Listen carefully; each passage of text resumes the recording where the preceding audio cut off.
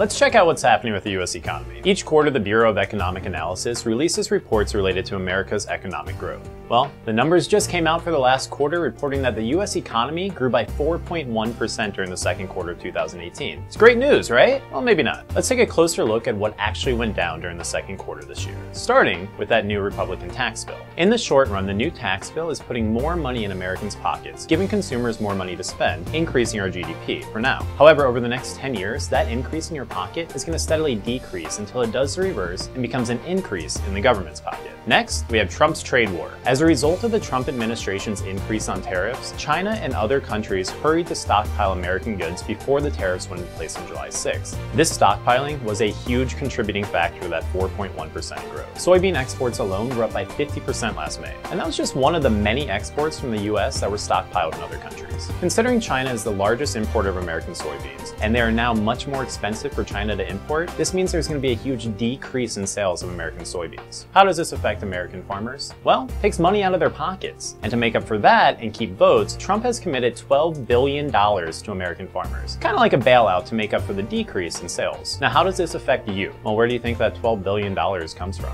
Taxes. Your pockets. Rather than exporting goods to other countries and having them pay American farmers a competitive amount for their goods, the US government is just going to pay American farmers $12 billion to make up for what they're not making. What? So I guess there's leaks sprouting all over this 4.1% increase, and Donald Trump just keeps on slapping duct tape over them. There are a couple other things that we should keep in mind with our economy. One, the federal deficit is increasing faster than expected, due in large part to huge tax cuts. Corporations are now paying less taxes than ever, and this is long-term. Our individual tax breaks are short-term. And two, the Trump administration is making moves to cut the capital gains tax, adding to our deficit. A capital gain is when you purchase something for one price and then sell it for a higher price later. Capital gains tax is a tax on that difference that you made. This mostly applies to stocks. More than 3/4 of capital gains taxes are paid by people with income of over $1 million.